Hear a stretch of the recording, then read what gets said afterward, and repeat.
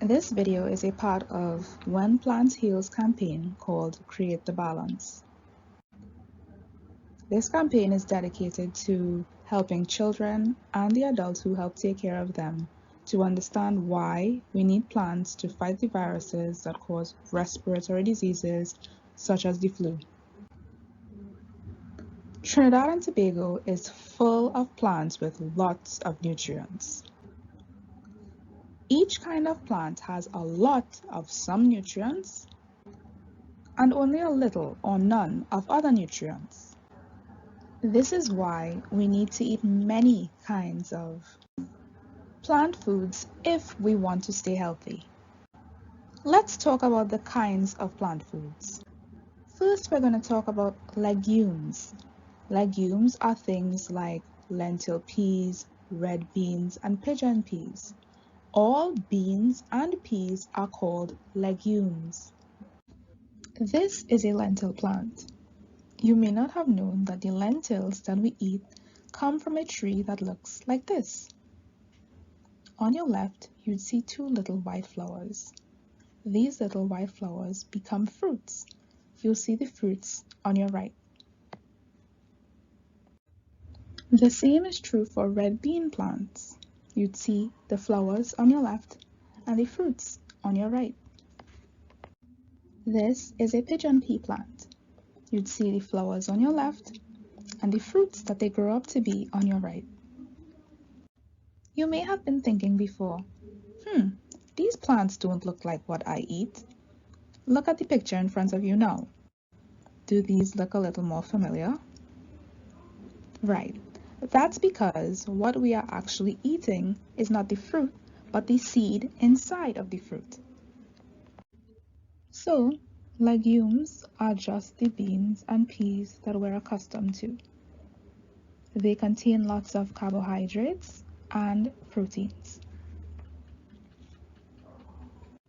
Whole grains are another kind of plant food. These include whole rice grains, which are also called brown rice, and oats. As you can see, we have crossed out wheat, and that is because a lot of people in the world, including Trinidad and Tobago, their bodies don't like wheat. It makes them sick. This is a rice plant. In the first picture to your far left, you can see some little white flowers. In the middle, you can see the fruit that those flowers grow up to be, and on your far right, you will see the rice grains that you're accustomed to eating. Rice grains contain lots of carbohydrates, but they're a little bit different than we would have seen with legumes. So let's talk a little bit about that. We learned earlier that beans and peas are actually seeds, but rice and other grains like rice are actually the entire fruit. They are the whole fruit. That's why we call them whole grains. Look at the picture in front of you. This is what a grain looks like. You can see in the middle that very small kind of yellow looking seed that's called a germ, and the germ is the seed. Around the germ you see something called the endosperm. That is actually where the plant stores its starch. Remember, we spoke about starch in episode 2. Starch is a carbohydrate. Around the starch you see bran. When we have the germ, the endosperm, and the bran, and nothing is removed, it is called a whole grain.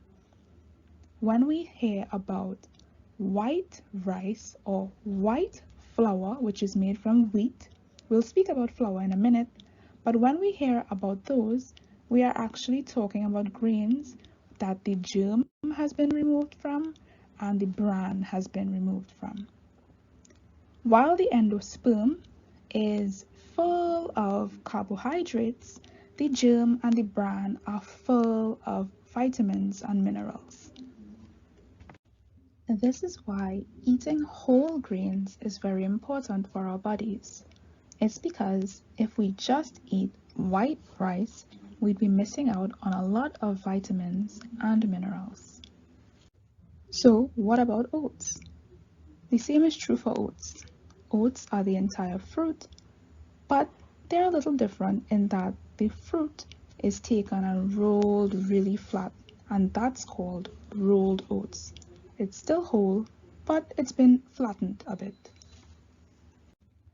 Remember I said we were going to talk a bit more about flour? Well, flour is just a plant that has been mashed up into very, very, very, very tiny pieces.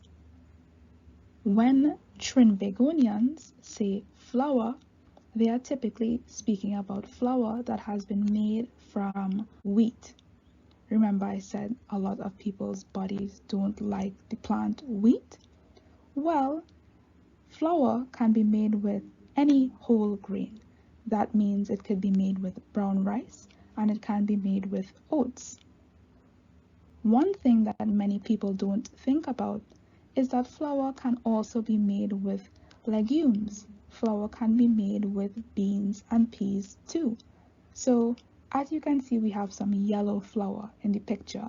On your right, can you guess what plant that has been made from? Chana. It has been made from chana.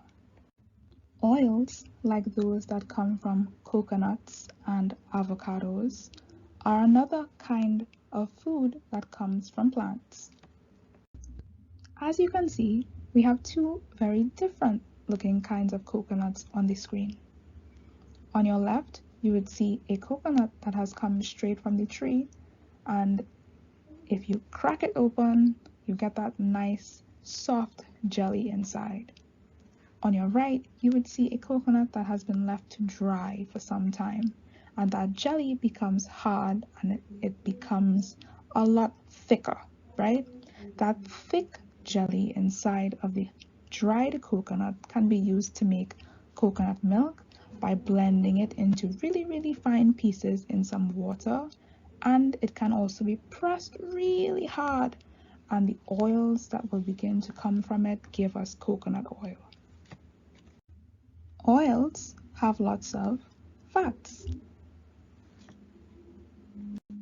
Your body needs fat to keep vitamin A, vitamin D, vitamin K, and vitamin E. So this nutrient is very important too. Lastly, we have fruits and vegetables.